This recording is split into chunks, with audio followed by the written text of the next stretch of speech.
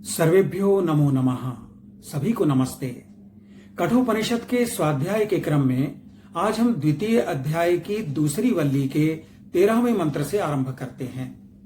मंत्र है ओम नित्यो नित्यानां चेतनश्चेतनानां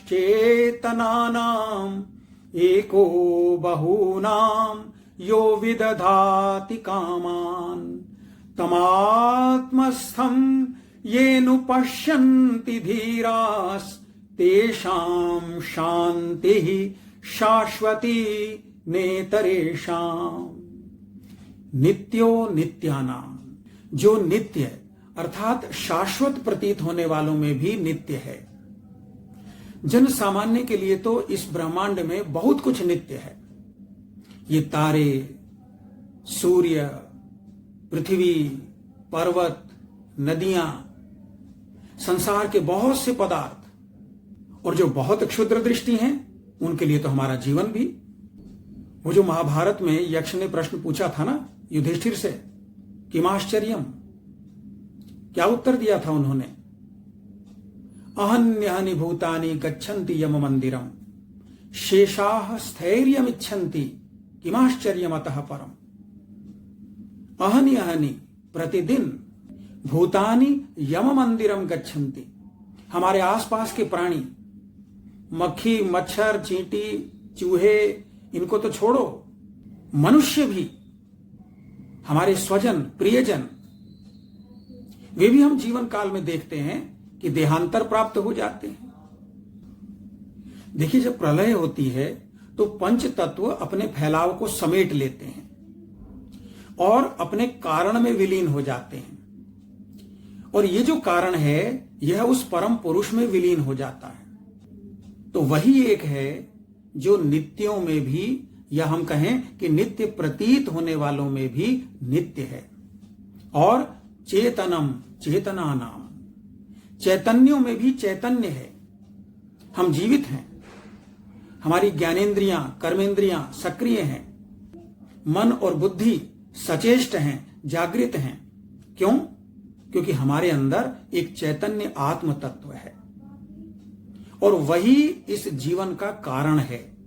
इसलिए उपनिषद कहती है चेतनम चेतनानाम। और एको बहूनाम, हम तो बहुत हैं, प्राणी भी बहुत हैं, पदार्थ भी बहुत हैं, लेकिन उन सब में जो समाया है, उनको जो जागृत और व्यवस्थित रखता है, वह एक ही तत्व है, वह परमात्मा तत्व। और वो क्या करते हैं? उस एक तत्व की क्या भूमिका है? पदार्थ जगत में व्यवस्था की भूमिका है, और प्राणी जगत में यो विदधाति कामान, हम कामनाएं करते हैं, फिर कामनाएं कर्म में फलित होती हैं, और जो भी सकाम कर्म होता है फिर वह भाग्य में, प्रारब्ध में प्रतिफलित होता है।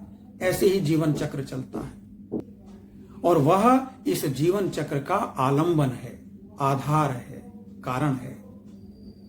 तमात्मस्थम ये अनुपश्यन्ति धीराः, जो धैर्यवान, जो दूरदृष्टि वाले, वैराग्य चित्त वाले, तम आत्मस्थम पश्यन्ति, उसे अपने भीतर मौजूद अनुभव कर लेते हैं। तेषाम शांति ही शाश्वती, थोड़ी थोड़ी देर के लिए तो हमें भी सुख प्राप्त होता है, शांति प्राप्त होती है। आपको यदि ध्यान है तो 12वें मंत्र की अंतिम पंक्ति थी तेषाम सुखम शाश्वतम न इतरेषाम, कि जो उस परम तत्व को अपने भीतर अनुभव कर लेते हैं उन्हें ही परम सुख प्राप्त होता है। ये मंत्र एक कदम आगे है, ये कहता है तेषाम शांति ही शाश्वती, ऐसी शांति, ऐसा संतोष, ऐसा अहोभाव जो सदा बने रहता है। देखिए, संसार में सभी कर्मों का फल विलीन होने वाला है। हम आंख से देखते हैं, सुख प्राप्त होता है, दृश्य सामने से हट जाता है, सुख समाप्त हो जाता है। हम कुछ भोजन करते हैं, जब तक वह जीभ पर रहता है हम रस लेते हैं, जीभ से नीचे गया रस गया। लेकिन उस परम तत्व के दर्शन का, अनुभव का प्रसाद है कि उससे जो शांति प्राप्त होती है वह शाश्वती, सदा बने रहने वाली है, और वह शांति सभी को प्राप्त नहीं होती, धैर्यवान लोगों को मिलती है। 14वां मंत्र है ओम तदेतदिति मन्यन्ते अनिर्देश्यम परमं सुखम कथम नु तद्विजानीयाम किमु भाति विभाति वा। ये नचिकेता का चिंतन है। तत् एतत् इति, वह ऐसा है, ऐसा जिन्हें अनुभव हो जाता है। सबको तो नहीं होता, लेकिन जिन्हें वह अनुभव हो जाता है वे दूसरों को कैसे अनुभव करा सकते हैं, क्योंकि वह अनिर्देश्यम, उसके बारे में कुछ वर्णन तो किया नहीं जा सकता, वो तो गूंगे का गुड़ है, जो खाए सो जाने। परमम सुखम, लेकिन ये अवश्य है कि वह परम सुख है, वह आनंद है, और वह आनंद उन महापुरुषों में झलकता है। उस झलक को देखकर अन्यों को लगता है कि इसे कुछ मिला है, और इससे उनके मन में भी प्रश्न होता है कथम नु तद विजानीयाम, मैं इस परम आनंद को कैसे प्राप्त करूं। क्या यह भांति प्रकाशित होता है, दिखाई देता है, विभाति वा, या अनुभव में आता है। ये जिज्ञासा है नचिकेता की, और इस जिज्ञासा को समझते हुए 15वें मंत्र में यमराज कहते हैं ओम न तत्र सूर्यो भाति न चंद्र तारकम नेमा विद्युतो भांति कुतोयमग्निः तमेव भान्तमनुभाति सर्वं तस्य भासा सर्वमिदं विभाति न तत्र सूर्यो भाति।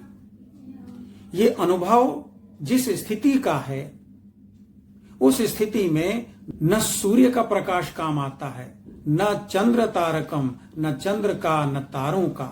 नेमा विद्युतो भांति, वहां विद्युत की भी कोई भूमिका नहीं है। कुतोयम अग्नि ही, अग्नि कहां। तमेव भांतम अनुभाति सर्वम, वही परम प्रकाश है, उसी की ज्योति से ये सब प्रतिबिंबित होते हैं। तस्य भाषा सर्वमिदं विभाति, उसी परम प्रकाश से ये सूर्य, चंद्र, तारे, ये सभी प्रकाश ग्रहण करते हैं। इन मंत्रों के माध्यम से परमात्म तत्व के विराट स्वरूप का दर्शन कराया गया है, और इसी मंत्र के साथ द्वितीय अध्याय की दूसरी वल्ली भी समाप्त होती है।